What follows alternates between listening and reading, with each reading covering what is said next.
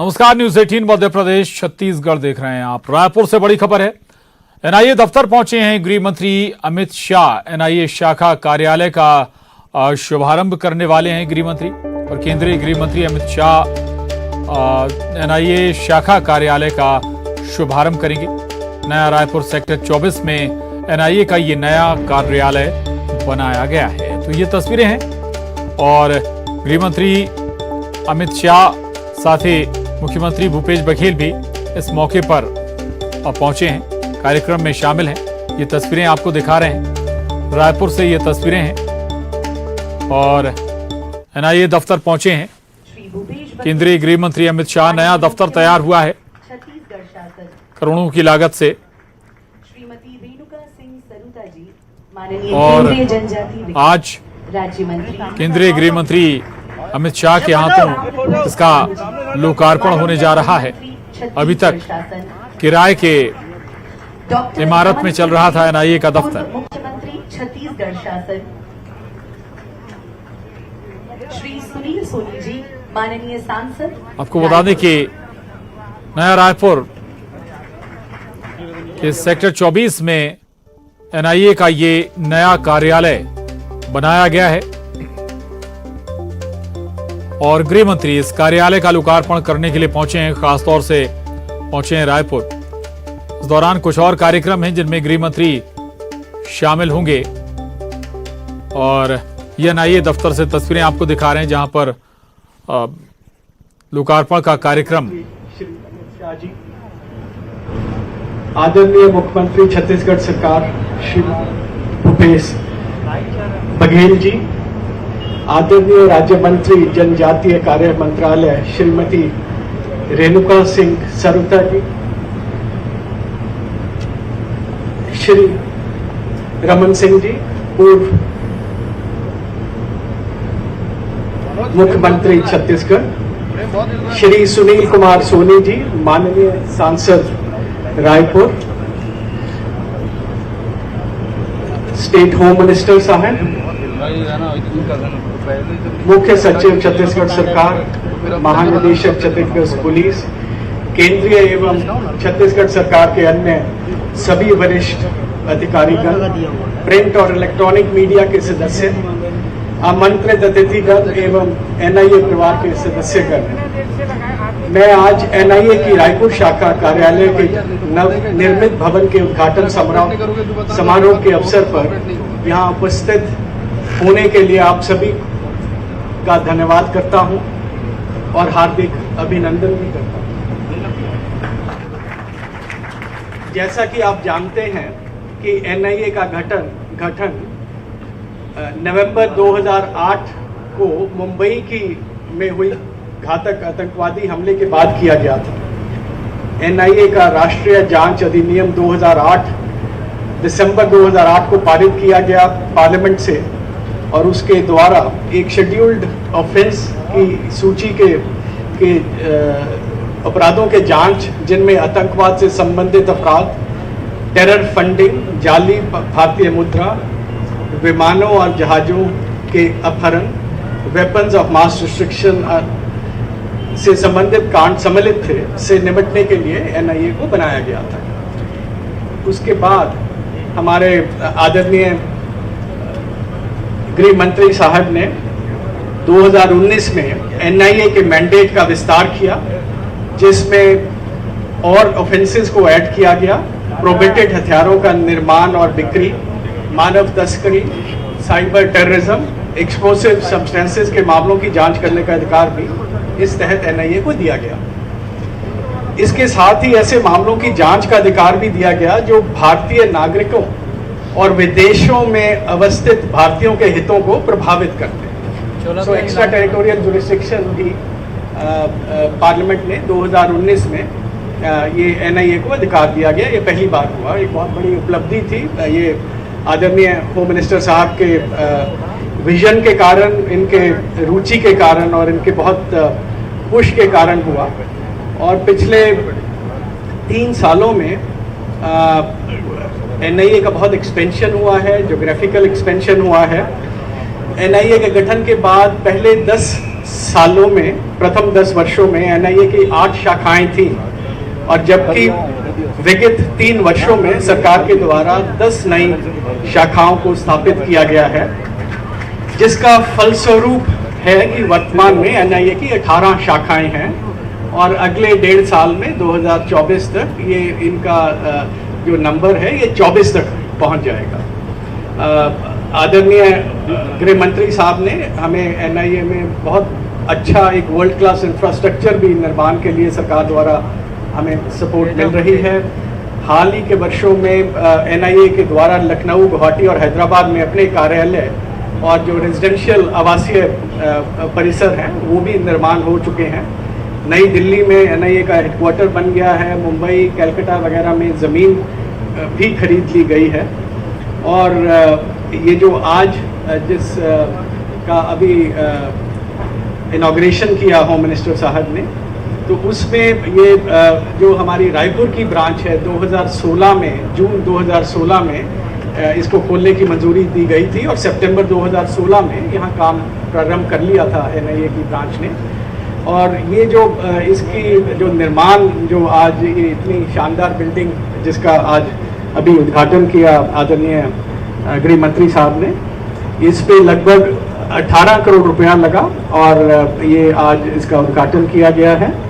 और अपनी स्थापना के बाद एनआईए लगातार जिहादी आतंकवाद, उत्तर पूर्व विद्रोह, वामपंथी उग्रवाद, जाली भारतीय मुद्रा प्रचलन, खालिस्तान उग्रवाद, मानव तस्करी, जासूसी, विस्फोटक पदार्थ और मादक पदार्थों की तस्करी एवं संबंधित आतंकवाद के मामलों का अनुसरण कर रही है।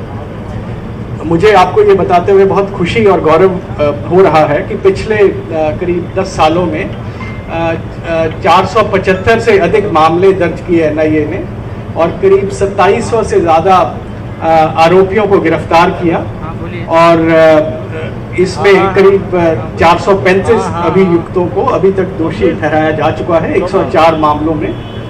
और ये भी मैं आज बताना चाहूँगा आपको कि एनआईए का जो कन्विक्शन रेट है, जो उसकी क्वालिटी ऑफ इन्वेस्टिगेशन, जो स्तर है इन्वेस्टिगेशन का, वो इतना अच्छा है कि 94% से भी ज़्यादा कन्विक्शन रेट है एनआईए के केसेस का। ये सभी थिएटर्स में, सभी एरियाज ऑफ कॉन्फ्लिक्ट में, चाहे आतंकवाद हो, चाहे वामपंथी उग्रवाद हो, खालिस्तान उग्रवाद हो, सभी एरियाज में अगर हम जम्मू कश्मीर की बात करें तो वहाँ के की गई जांच ने आतंकवादी समूहों का समर्थन करने वाले जो फाइनेंशियल वित्तीय ढांचा था उसको एनआईए ने पहचाना और उसको नष्ट किया है। ये भी पिछले सालों में आदरणीय गृह मंत्री साहब के उसके मार्गदर्शन में हुआ है और आतंकवादियों को, ओवरग्राउंड वर्कर्स को और प्रमुख जो अलगाववादी नेता थे उनको गिरफ्तार करके उनके खिलाफ आरोप पत्र दाखिल किए गए हैं, जिसके फलस्वरूप सुरक्षा बलों पर पथराव, स्कूलों को व्यवस्थित रूप से जलाने, सार्वजनिक संपत्ति को नुकसान पहुंचाने की घटनाओं में हाल के दिनों में काफ़ी कमी हुई है। इसके अलावा जब हम वामपंथी उग्रवाद की बात करें तो उसमें एनआईए पूर्ण रूप से कटिबद्ध है। एनआईए द्वारा वामपंथी उग्रवादियों के वित्त के स्रोतों की पहचान, केडरों की भर्ती, अग्रणी संगठनों की भूमिका तथा ऐसे क्षेत्र जहां पर उग्रवाद समाप्ति की कगार पे था परंतु उसे पुनर्जीवित करने की कोशिशें चल रही थी ओवरग्राउंड वर्कर्स के माध्यम से, उस पर ध्यान केंद्रित करके मामलों का अनुसंधान कर अभियोजन चलाया जा रहा है। इसके साथ माओवादियों के शीर्ष नेताओं, शहरी बुद्धिजीवी, उन्हें हथियार, गोला बारूद, गोलियां सप्लाई करने के संलिप्त संगठित गिरोह के विरुद्ध भी बड़े पैमाने पर कार्रवाई की जा रही है। अपनी स्थापना के बाद एनआईए ने वामपंथी उग्रवाद के संबंधित 60 मामले दर्ज करके करीब 400 आरोपियों को गिरफ्तार किया गया है और वामपंथी उग्रवाद से संबंधित मामलों में लगभग 10% मामले रायपुर शाखा के अंतर्गत अनुसंधान किए जा रहे हैं। जांच के दौरान आतंकवादियों द्वारा आतंकवादी गतिविधियों को करने या आतंकवादियों या संगठनों के समर्थन देने के लिए उपयोग की जाने वाली बड़ी संख्या में संपत्तियां, भूमि, बैंक खाते, वाहनों का विधि विरुद्ध क्रियाकलाप अधिनियम और अन्य अधिनियमों के संबंधित धाराओं के तहत जब्त कुर्की की गई है।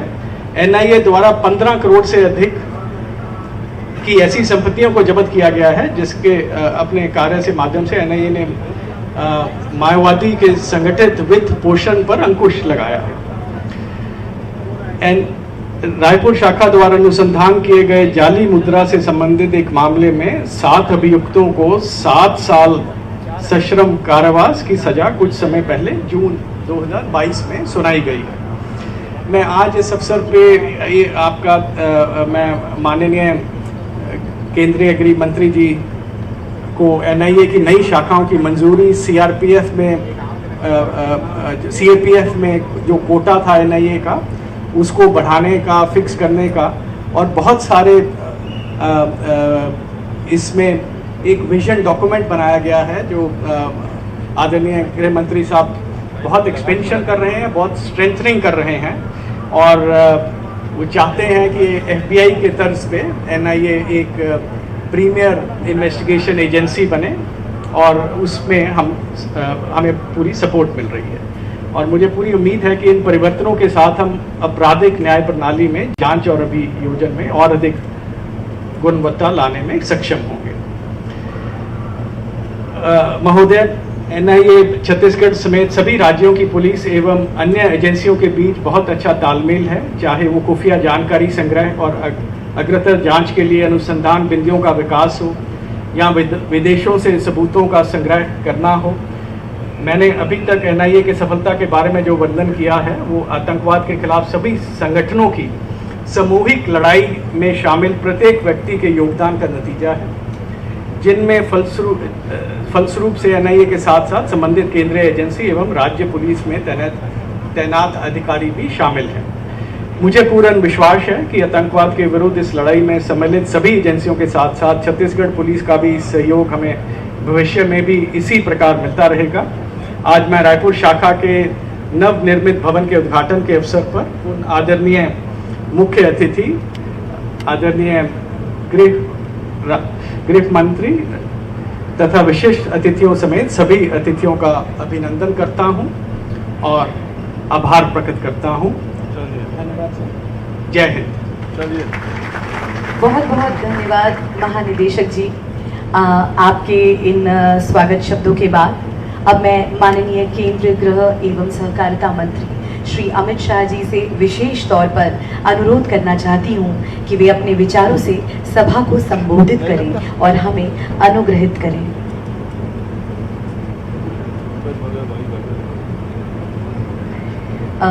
माफ कीजिएगा, अब मैं आमंत्रित करना चाहूंगी मंच में श्री भूपेश बघेल जी को, मुख्यमंत्री छत्तीसगढ़ शासन। एनआईए कार्यालय के उद्घाटन के अवसर में केंद्रीय गृह एवं सहकारिता मंत्री आदरणीय अमित शाह जी, केंद्रीय राज्य मंत्री आदरणीय रेणुका सिंह जी, आदरणीय छत्तीसगढ़ के गृह मंत्री ताम्रध्वज साहू जी, पूर्व मुख्यमंत्री आदरणीय डॉक्टर साहब, आदरणीय सांसद सोनी जी, सांसद अरुण साहू जी, दो पूर्व विधानसभा अध्यक्ष धर्मलाल कौशिक जी, गौरी शंकर अग्रवाल जी, नेता प्रतिपक्ष भाई नारायण चंदेल जी, पूर्व मंत्री भाई ब्रिजमोहन जी, वसीम साहब, बांधी जी, कुंडूलाल मोहले जी, रजीश जी, सौरभ जी, रंजना विपिन साहू जी, हमारे मुख्य सचिव अवतार जी, डीजी अशोक जुनेजा जी, सभी हमारे भारत सरकार के अधिकारीगण, हमारे छत्तीसगढ़ शासन के सभी अधिकारीगण, उपस्थित देवियों, सज्जनों, पत्रकार साथियों, आज पोला का त्यौहार है, छत्तीसगढ़ का लोक पर्व। सबको बहुत बहुत बधाई, सबको शुभकामनाएं।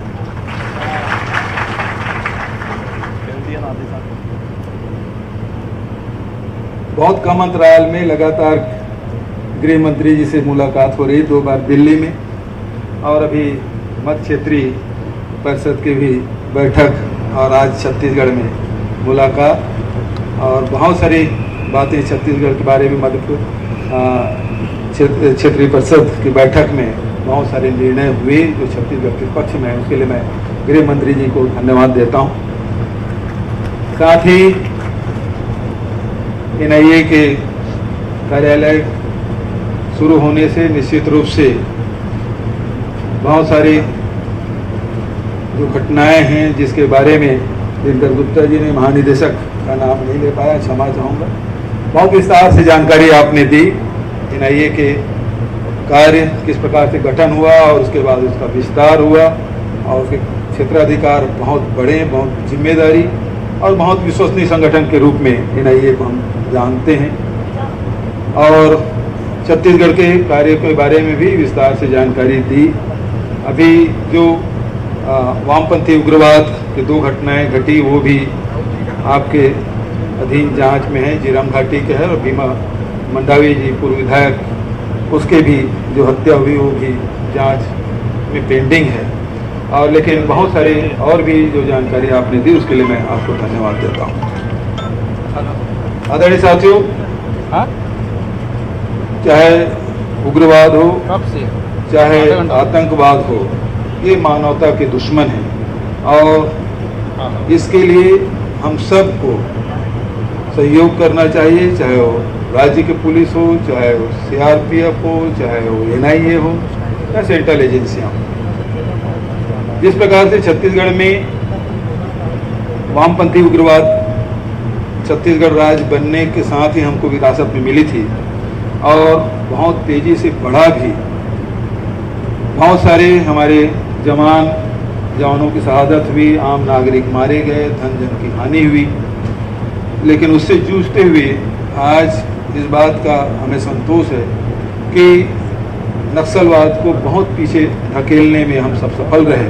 और इसके लिए मैं यहाँ के पुलिस के अधिकारियों को, पैरामिलिट्री फोर्स के अधिकारी, जवानों को और राजनीतिक दल के नेताओं को और आम नागरिकों को बहुत बधाई और शुभकामना देता हूँ कि आज आदिवासी क्षेत्र जो नक्सल प्रभावित क्षेत्र हैं वहाँ लोगों का विश्वास सरकार पे, मुख्य धारा पे बढ़ी है और निश्चित रूप से अब नक्सलवाद है अब सिमटते जा रहा है।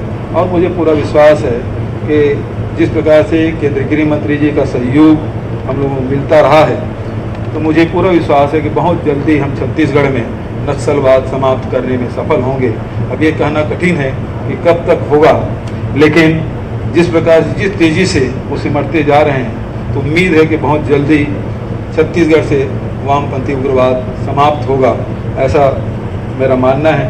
मैं पुनः गृह मंत्री जी का स्वागत करता हूं। आप आए, समय निकाले और इस कार्यालय का उद्घाटन किए और निश्चित रूप से इससे उग्रवाद और आतंकवाद और बहुत सारे जो चाहे नकली नोट की बात हो, चाहे नशे की बात हो, उसे रोकथाम करने में सहयोग मिलेगा। मैं पुनः आपको आपके छत्तीसगढ़ आने पर आपका धन्यवाद ज्ञापित करते हुए अपनी वाणी कहीं विराम देता हूँ। धन्यवाद। जय हिंद, जय छत्तीसगढ़। बहुत बहुत धन्यवाद मुख्यमंत्री जी। और अब मैं माननीय केंद्रीय गृह एवं सहकारिता मंत्री श्री अमित शाह जी से विशेष तौर पर अनुरोध करना चाहती हूं कि वे अपने विचारों से सभा को संबोधित करें और हमें अनुग्रहित करें।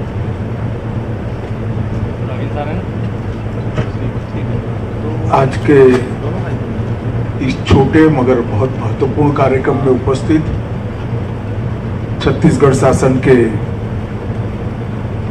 मुख्यमंत्री श्रीमान भूपेश बघेल जी,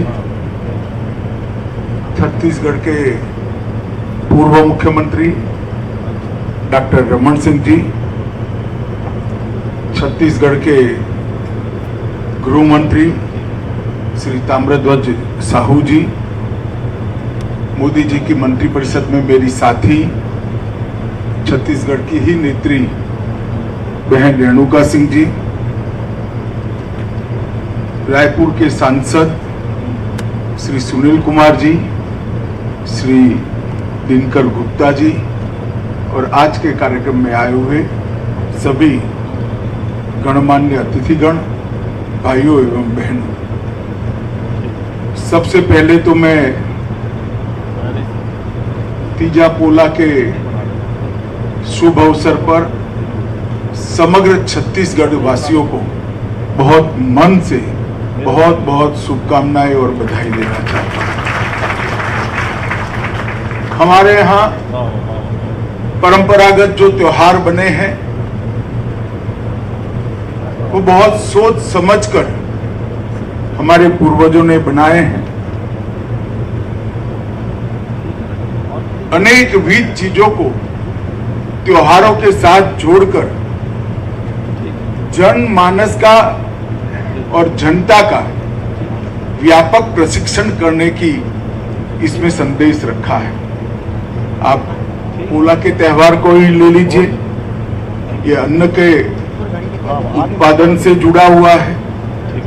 अन्न माता जब गर्भ धारण करने की अनुकूल वातावरण होता है तब ये मनाया जाता है।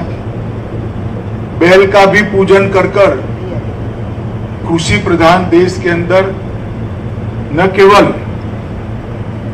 गाय का महत्व लोगों के सामने रखना, कृषि से लिए जितनी उपयोगी चीजें हैं वो सभी का हम पूजन करते हैं और भाई बहन के बीच में स्नेह के रूप में भी इस त्योहार को मनाते हैं। मैं फिर से एक बार पोला के त्योहार की बहुत बहुत शुभकामनाएं देना चाहता हूं। मित्रों, आज ये भव्य भवन जो दिखाई पड़ता है वो एनआईए की बढ़ती हुई शाख और बढ़ते हुए दबदबे का प्रतीक है। एजेंसियों के लिए जो समय एनआईए की स्थापना को हुआ है उस समय बहुत लंबा नहीं है। किसी भी एजेंसी को स्थापना के बाद बनने में, उभरने में, अपनी साख बनाने में, अपनी व्यवस्थाओं को प्रस्तावित करने में और परिणाम लाने में एक लंबा समय जाता है।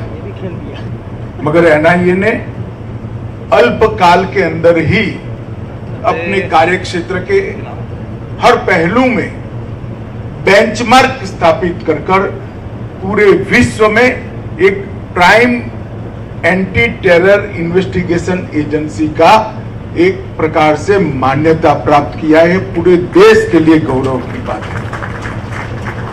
और जहां तक दो सिद्धि का प्रमाण है, जहां तक कन्विक्शन का सवाल है, इसमें गोल्ड स्टैंडर्ड प्रस्तावित किए।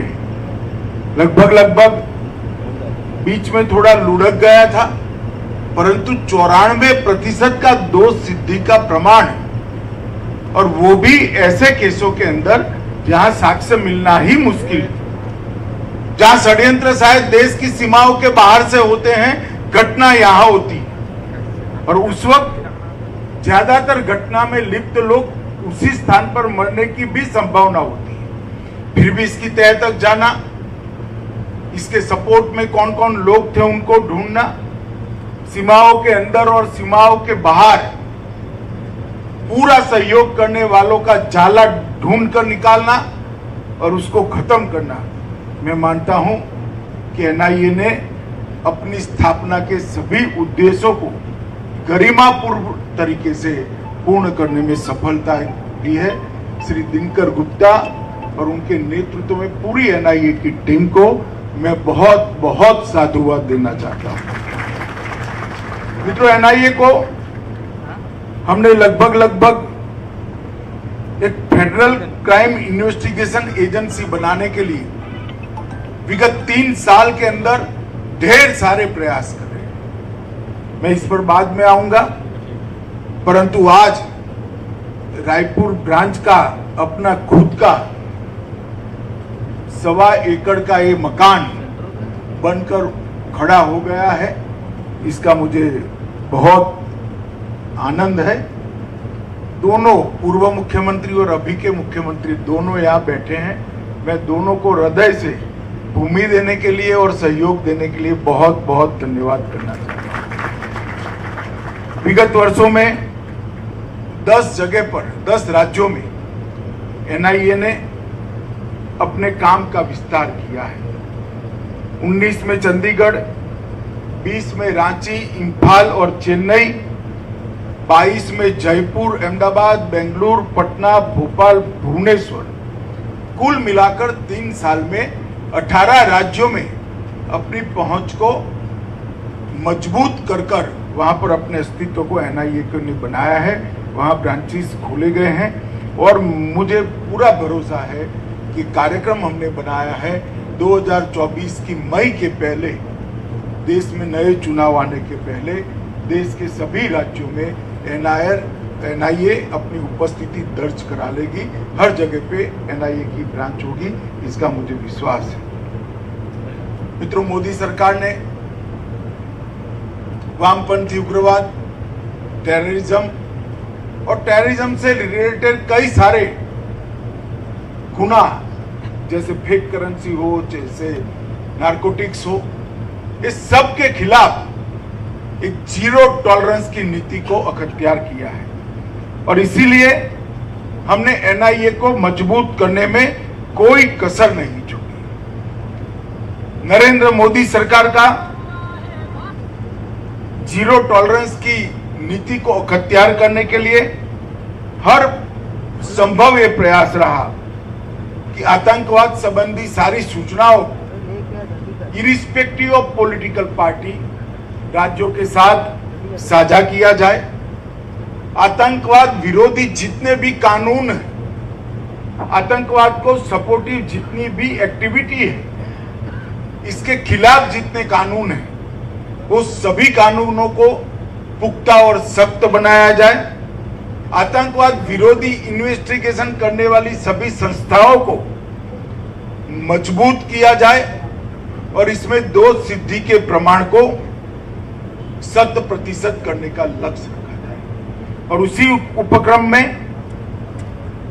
एनआईए को मजबूत करने का काम हमने किया है और मुझे आनंद है कि 94.23% दोष सिद्धि जो 75% तक चली गई थी 2014 में, उसको बढ़ाकर 94% लाने में एनआईए ने सफलता प्राप्त की है।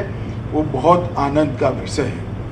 मित्रों, एनआईए को मजबूत करने के लिए भी क्वालिटी ऑफ इन्वेस्टिगेशन, तकनीकी श्रेष्ठता, साइबर और फॉरेंसिक सहायता, बेस्ड मैन पावर, उनका प्रशिक्षण और कंटिन्यूअसली लर्निंग प्रोसेस, ये सारी चीजों को एनआईए की कार्य पद्धति में इनबिल्ट कर लिया गया है। इसके कारण एनआईए अपने आप में धीरे धीरे एक आतंकवाद विरोधी इंस्टीट्यूशन का रूप अख्तियार कर लिया है और मुझे भरोसा है कि इसे आने वाले दिनों में आतंकवाद की समस्या से और वामपंथी उग्रवाद की समस्या से देश को मुक्त कराने में बहुत फायदा होगा। 2019 के बाद हमने एनआईए एक्ट और यूएपीए एक्ट के अंदर बहुत महत्वपूर्ण संशोधन किए। हमने एनआईए का दायरा देश से बढ़ाकर जिन जिन देशों के साथ हमारी राजनयिक संधियां हैं, वो देशों तक बढ़ाने का काम किया है, जिससे आतंकवाद का प्लानिंग कहीं पर भी हुआ हो, प्लानिंग करने वालों तक एनआईए पहुंच सके और बाहर से प्रेरित किसी भी आतंकवादी हमले का जड़ तक जांच कर सके।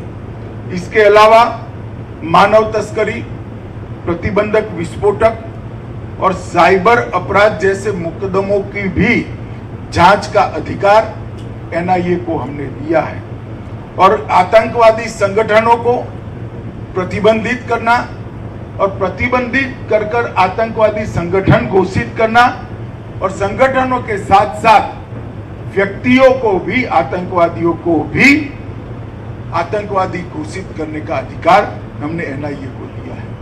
क्योंकि आमतौर पर दिखाई पड़ता था प्रतिबंध किसी भी संगठन पर लगाते थे, आतंक का काम करने वाले लोग दूसरे नाम से नया संगठन बनाते थे, मगर जब व्यक्ति को ही आतंकवादी घोषित करके प्रतिबंधित करते हैं, तब तकलीफ उनकी बढ़ती है।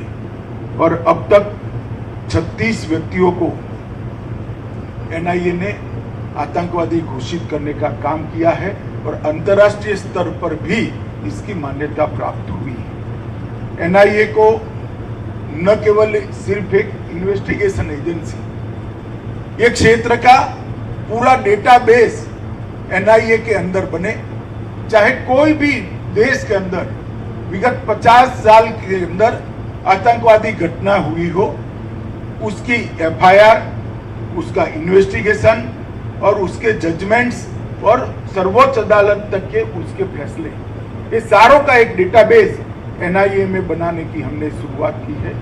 इसी तरह विस्फोटक सामग्री का भी डेटाबेस हमने बनाने का प्रयास किया है और आर्टिफिशियल इंटेलिजेंस के द्वारा ये डेटाबेस को एनालिसिस कर कर उनके काम की पद्धति भी एनआईए ढूंढने में प्रयासरत है, जिससे इसकी रोकथाम के लिए और एनालिसिस से एक ट्रेंड लेकर एनआईए के ऑफिसर और राज्यों के जो एटीएस और क्राइम ब्रांच है, इनके अफसर की ट्रेनिंग के अंदर बहुत काम में आएगा। टेरर फाइनेंस का केस का मैं जरूर जिक्र करना चाहूंगा। मोदी सरकार बनने के बाद कश्मीर को संपूर्णतया हमने आतंकवाद से मुक्त करने का प्रयास किया है। धारा 370 हटने के बाद स्वाभाविक रूप से वहां पर शांति भी दिखाई पड़ती है और आज वहां पर आतंकवादी गतिविधियों पर हमारी एजेंसियों का संपूर्ण वर्चस्व प्रस्थापित किया हुआ हम देख सकते हैं। और ये होने का एक महत्वपूर्ण कारण है कि टेरर फंडिंग, टेरर को फंड करने वाले सारे भी जो लोग थे, इस पर एनआईए ने 19 और 20 में कठोर कार्यवाही की और 18 में भी की। 18, 19, 20 में 105 मामले दर्ज किए और 876 आरोपियों को पकड़ लिया गया है और 105 में से 94 मामलों में चार्जशीट भी दायर कर दी गई। मित्रों, नरेंद्र मोदी सरकार ने वामपंथी उग्रवाद को भी मूल समेत उखाड़ने का संकल्प किया है। वामपंथी उग्रवाद का परिदृश्य अगर देखें तो बहुत कम जिलों में अब वामपंथी उग्रवाद सिमट कर रह गया है। 2009 में सर्वाधिक घटनाएं 2258 हुई थी। इसमें 77% कटौती के साथ 2021 में वो सिर्फ 509 तक बच गई है। जान गंवाने वाले नागरिक और सुरक्षा कर्मी जो 2009 में सर्वाधिक 1005 थे, उसमें 85% की कटौती हुई है और 2021 में वो सिर्फ 147 तक रह गई और सिर्फ 86 जिले अब घटनाओं को रिपोर्ट करते हैं। पहले 120 जिलों तक फैला हुआ था, 120 से घटकर 46 जिलों तक आए। बहुत बड़ी उपलब्धि। छत्तीसगढ़ के अंदर कुछ क्षेत्र अभी भी वामपंथी उग्रवाद से ग्रसित है, मगर मुझे पूरा विश्वास है भारत सरकार और छत्तीसगढ़ सरकार दोनों मिलकर यहाँ से भी वामपंथी उग्रवाद को खत्म करने में हमें पूरी सफलता मिलेगी, इसका मुझे विश्वास है। इन सब घटनाओं में 50% की कमी आई है, मौतों में 66% की, सुरक्षा बलों के मृत्यु में 71% की और आत्मसमर्पण में 140% की वृद्धि हुई है। यही बताता है कि चारों मानकों में हमने बहुत अच्छा सफलता प्राप्त किया है। भारत सरकार, जहां तक वामपंथी उग्रवाद और टेररिज्म का सवाल है, राज्य सरकारों का सहयोग लेती भी है, राज्य सरकारों को सहयोग देती भी है, क्योंकि ये लड़ाई कोई राज्य सरकार या केंद्र सरकार विशेष के सामने नहीं है। ये लड़ाई मानवता के खिलाफ है, देश के खिलाफ है, देश का अर्थतंत्र के खिलाफ। जब तक वामपंथी उग्रवाद समाप्त नहीं होता, वहां पर विकास नहीं पहुंचता। जब तक वहां विकास नहीं होता, वहां के लोगों का भला नहीं हो सकता। विकास के बारे में भी ढेर सारे कदम हमने उठाए हैं और बहुत लंबा सूची है, मैं इस पर बहुत ज़्यादा बोलना नहीं चाहता, परंतु वामपंथी उग्रवादों की विस्तारों का कनेक्टिविटी, वहाँ पर शिक्षा का स्तर ऊपर लाना, वहाँ रोजगारी को बढ़ावा देना, वहाँ पर रोड गांव तक इसकी रीच बढ़ाना और वहाँ पर सुरक्षा बलों की प्रेजेंस को, उनकी उपस्थिति को जहाँ तक लॉजिकल एंड तक ले जाए लड़ाई को, वहाँ तक पहुँचाने में हमें ये 8 सालों में बहुत सफलता मिली है। आज एनआईए ने रायपुर के अंदर ये अपनी नए भवन का उद्घाटन किया है। डीजीपी यहाँ पर बैठे हुए हैं, एनआईए के सारे वरिष्ठ अफसर भी दिखाई पड़ते हैं। मैं डीजीपी को एक ही बात कहना चाहता हूँ, भवन से कभी परिणाम नहीं आते हैं, भवन के अंदर भावना आरोपित करने का काम आपका है। जब तक भावना, कर्तव्यनिष्ठा और अच्छा इन्वेस्टिगेशन नहीं होगा, सफलता नहीं मिलेगी। मुझे विश्वास है एनआईए अपने उज्जवल भूतकाल के अनुरूप भविष्य में अपने रिपोर्ट को और अच्छा करेगा, इसका मुझे विश्वास है। बहुत बहुत शुभकामनाएं और छत्तीसगढ़ शासन का धन्यवाद कर मेरी बात को मैं समाप्त करता हूँ। वंदे मातरम। धन्यवाद सर, आपकी उपस्थिति और आपके संबोधन से हमें प्रेरित करने के लिए बहुत बहुत धन्यवाद माननीय मुख्य अतिथि श्री अमित शाह जी। और अब मैं अनुरोध करना चाहूँगी श्री भूपेश बघेल जी से, माननीय मुख्यमंत्री छत्तीसगढ़ शासन की वह मुख्य अतिथि माननीय केंद्रीय गृह एवं सहकारिता मंत्री श्री अमित शाह जी को विशेष भेंट प्रदान करें।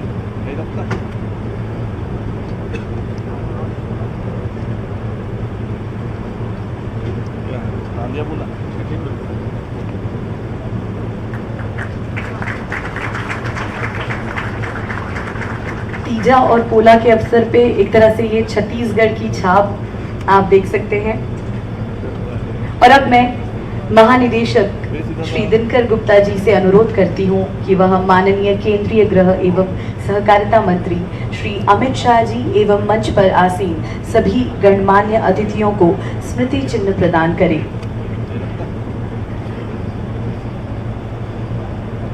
माननीय केंद्रीय गृह एवं सहकारिता मंत्री श्री अमित शाह जी,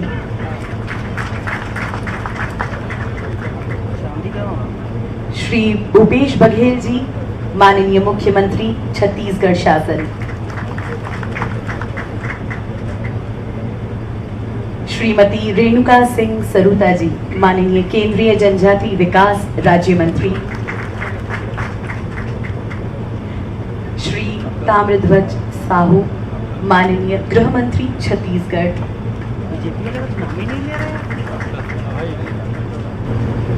डॉक्टर रमन सिंह जी, पूर्व मुख्यमंत्री छत्तीसगढ़ शासन, श्री सुनील सोनी जी, माननीय सांसद रायपुर,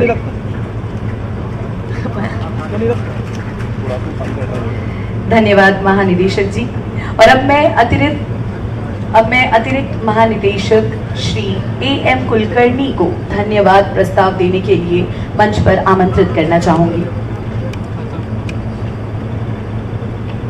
एनआईए के रायपुर शाखा के नवनिर्मित भवन के उद्घाटन के शुभ अवसर पर उपस्थित आदरणीय गृह एवं सहकारिता मंत्री भारत सरकार श्री अमित शाह सर, मैं एनआईए परिवार की ओर से आपका हार्दिक धन्यवाद व्यक्त करता हूं कि अपनी व्यस्ततम दिनचर्या में से समय निकालकर आप आज हमारे बीच उपस्थित हुए और इस